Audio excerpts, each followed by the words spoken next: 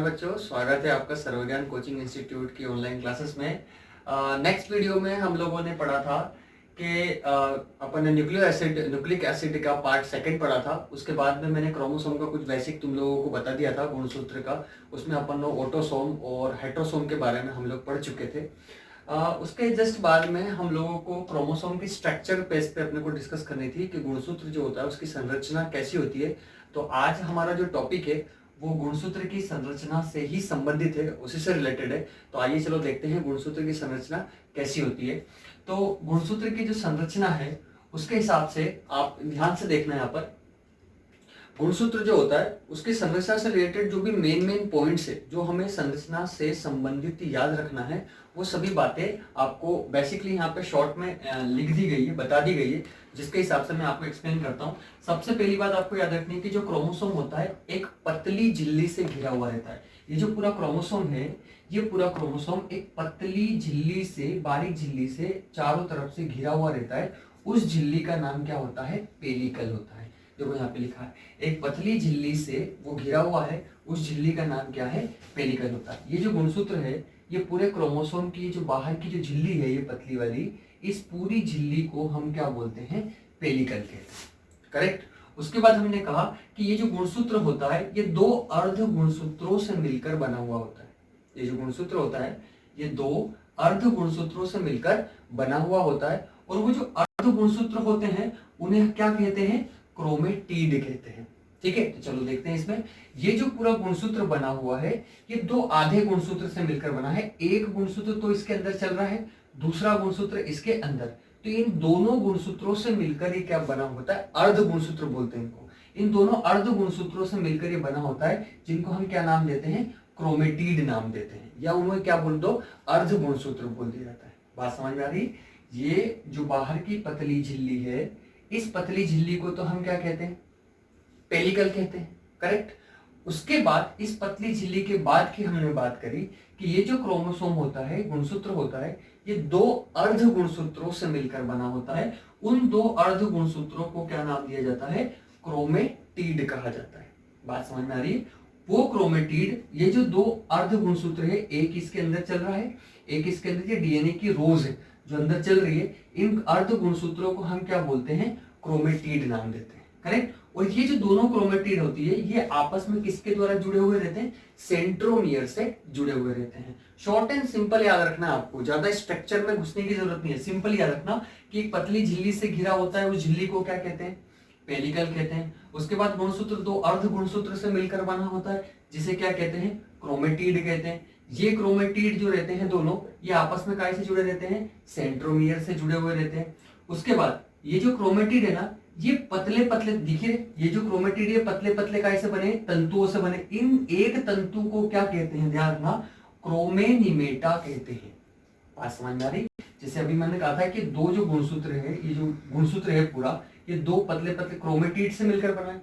ये जो क्रोमेटिड है ना, इसमें जो पतले धागे हैं, इन पतले धागों को क्या कहते हैं? क्रोमेनिमेटा कहते हैं। क्या कहते हैं? क्रोमेनिमेटा। वही वाली बात है कि इस क्रोमेटिड है, इस क्रोमेटिड के जो पतले तंतु है, उन पतले तंतु को क्या बोलते हैं? क्रोमेनिमेटा कहा जाता है। क्या कहा जाता है? क्रोमेनिमेटा। ये जो क्रोमेनिमेटा है, ये क्रोमेनिमेटा शब्द जो है ये किसने दिया है? वेजडोवस्की ने दिया। किसने दिया? वेजडोवस्की ने। याद रखना है बात, ये वाला क्वेश्चन भी पूछा हुआ क्वेश्चन है, स्टार क्वेश्चन है कि क्रोमेनिमेटा शब्द किसने दिया? वेजडोवस्की ने दिया। बात क्लियर हो गई? उसके बाद इस जो क्रोमेनिमेटा है, इस पर कहीं कहीं पर बटन के समान रचना दिखाई देती है। कहीं कहीं पर बीच बीच में क्या दिखती है? बटन के समान या गांठ के समान रचना दिखाई देती है, उसे क्रोमोमियर कहते हैं। ये जो जगह जगह पर बटन की रचना दिखाई दे रही है, इसको क्या नाम दिया जाता है? क्रोमोमियर कहा जाता है। बात समझ में आई? यहां तक वापस से एक बार देख लेना। शॉर्ट सिंपल याद रखना है, झिल्ली जो है पतली गुणसूत्र की, उसे क्या बोलते हैं? पेलिकल। फिर गुणसूत्र जो होता है वो दो अर्ध गुणसूत्र से मिलकर बना होता है, जिसे क्या कहा जाता है? क्रोमेटिड कहा जाता है। क्रोमेटिड के जो पतले तंतु है उसको हम क्या बोलते हैं? क्रोमोनिमेटा। ये जो क्रोमेटिड है, इस क्रोमेटिड के जो पतले पतले तंतु है, इस तंतु को क्या बोलते हैं? क्रोमेनिमेटा कहते हैं।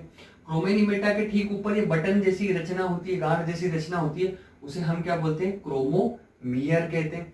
और याद रखना क्रोमोमीयर ये गांठ और बटन जैसे रचना इसलिए बनती है क्योंकि ये जो क्रोमेटिड रहते हैं, क्रोमेनिमेटा जो होते हैं, इनके अति कुंडलन से जब ये आसपास से जब निकलते हैं तो इनके बीच में बहुत ज्यादा कुंडलन हो जाता है, जो गुच्छे के जैसा बन जाते हैं, जिससे उसमें बटन जैसी रचना बन जाती है, उसे क्या बोलते हैं, क्रोमोमीयर बोलते हैं। अब क्या होता है, ये गुणसूत्र कहीं कहीं स्थान पर क्या होता है, दब जाता है, सिकुड़ जाता है। ठीक है, तो अगर वो किसी एक स्थान पर दब कर सकरा हो तो उसे हम बोलते हैं प्राथमिक संकीर्णन। क्या कहा जाता है, प्राथमिक संकीर्णन कहते हैं, या उसी को नाम हम क्या देते हैं, सेंट्रोमियर नाम देते हैं। ऐसे अगर वो कहीं दूसरी बार वापस से दब जाएगा तो उसे हम द्वितीयक संकीर्णन बोलेंगे।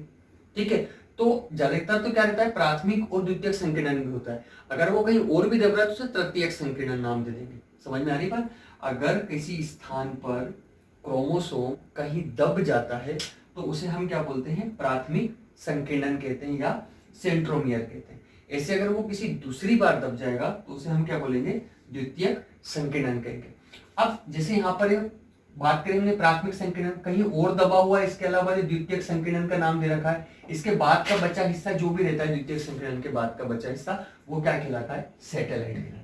सैटेलाइट के बारे में सिर्फ इतनी कि द्वितीयक संकीर्णन के बाद बचा हुआ जितना भी भाग है उसे हम क्या कहते हैं, सैटेलाइट कहते हैं। तो बात क्लियर हुई।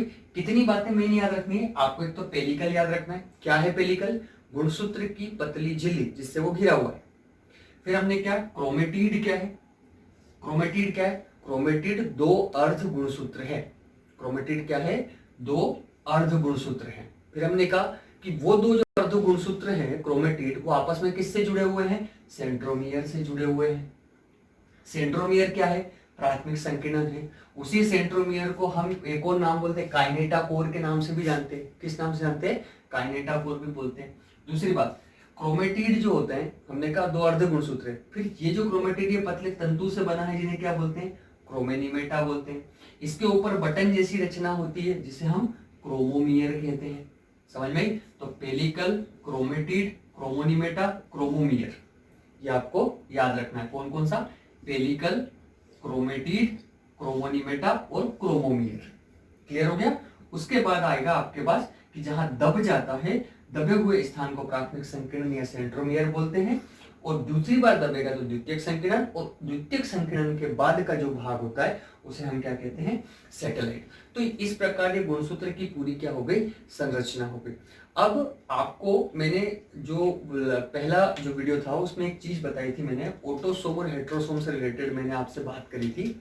उसमें रिलेटेड मैं आपको एक बात बता दूं, मैंने कहा था कि जो ऑटोसोम होते हैं वो जो होते हैं वो देही गुणसूत्र होते हैं, और हेट्रोसोम होते हैं जो लिंग गुणसूत्र या लैंगिक गुणसूत्र होते हैं। और मैंने कहा था लैंगिक गुणसूत्र की संख्या जो होती है वो एक या कितनी होती है, दो होती है। करेक्ट, ये मैंने पिछले वीडियो में बताया है, डिस्क्रिप्शन में आपको लिंक मिल जाएगा, उस पर जाकर एक बार वो देख लेना। ठीक है, तो मैंने कहा था कि हेट्रोसोम जो होता है उसकी संख्या एक या कितनी होती है, दो होती है। तो एक बात मेरी हमेशा याद रखना, अगर गुणसूत्र हमेशा एक या दो के जोड़े में, हमेशा दो के जोड़े में होते हैं तो उसे हम क्या बोलते हैं, डिप्लॉइड बोलते हैं। तो एक बात याद रखना, जो ऑटोसोम होते हैं वो सदैव कैसे रहते हैं, डिप्लॉइड रहते हैं या द्विगुणित रहते हैं। समझ में आई, जिसको हम किससे दर्शाते हैं, 2n से दर्शाते हैं। समझ में आई। और जो लिंग गुणसूत्र होते हैं वो अगुणित भी हो सकते हैं और द्विगुणित भी हो सकते हैं, ये बात आपको अच्छे से याद रखनी है। जो ऑटोसोम होते हैं, ऑटोसोम हमेशा कैसे रहते हैं, द्विगुणित या डिप्लॉइड रहते हैं। और जो हेट्रोसोम होते हैं वो अगुणित भी हो सकते हैं और द्विगुणित भी हो सकते हैं, जिसको एप्लॉइड भी बोल सकते हैं, हैप्लॉइड भी बोल सकते हैं, और क्या बोल सकते हैं, डिप्लॉइड भी बोल सकते हैं। बात समझ में आ रही। जैसे अंडाणु हो गया, शुक्राणु हो गया, ये सब क्या है, अगुणित गुणसूत्र है। ये हमेशा कैसे रहते हैं, एप्लॉइड, हैप्लॉइड रहते हैं। क्लियर हो गया। ठीक है, तो आज के लिए आपको गुणसूत्र की संरचना और इससे रिलेटेड कोई भी चीज, जो भी आपको कोई क्यूरी या कोई ऐसी चीज रहती है तो आप कमेंट बॉक्स में मुझे कमेंट कर सकते हैं। और आज के लिए इतना ही, धन्यवाद।